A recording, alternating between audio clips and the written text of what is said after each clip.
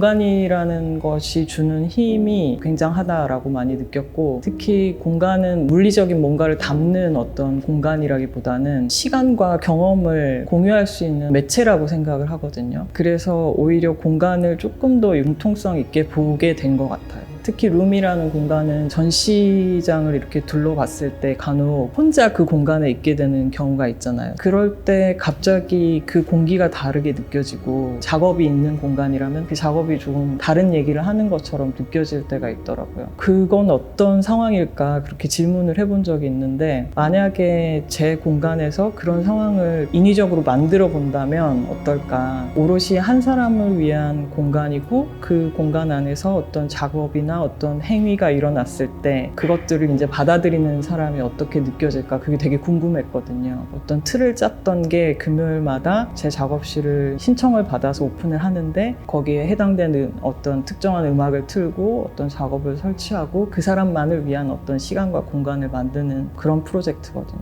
실제로 와서 그 시간을 보내는 사람들은 제각각 어떤 다른 느낌을 갖게 되고, 저는 그게 되게 매력적이라고 생각이 들거든요. 그게 또 공간이 주는 힘인 것 같고, 그런 방식으로 공간에 대한 관심들이 조금 계속 지속이 되고 지금 그런 프로젝트를 진행하고 있는 것 같습니다.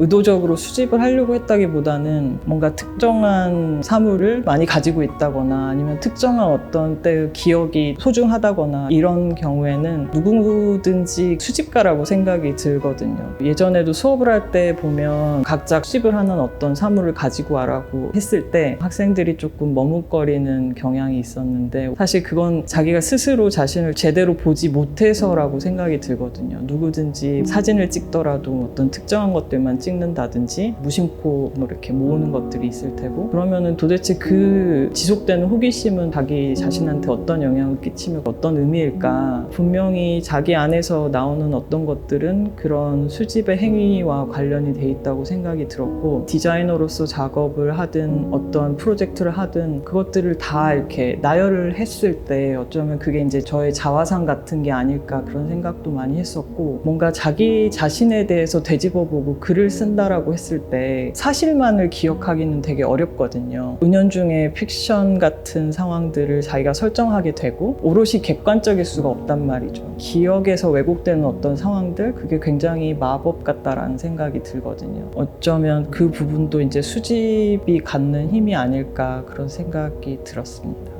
삶을 살아가는데 그냥 사라질 수가 있잖아요. 근데 그것보다 자기가 적극적으로 끌고 나가는 건 좀 다르다고 생각이 들거든요. 바쁘게 산다 혹은 열심히 산다, 이 문제랑 다르다고 생각이 들거든요. 자기가 어떤 것을 향해 가고 있고 의미 있는 시간들을 꾸려서 살아가고 있구나라는 생각이 들게끔 하는 게 예술이 아닐까라는 생각을 해봤어요.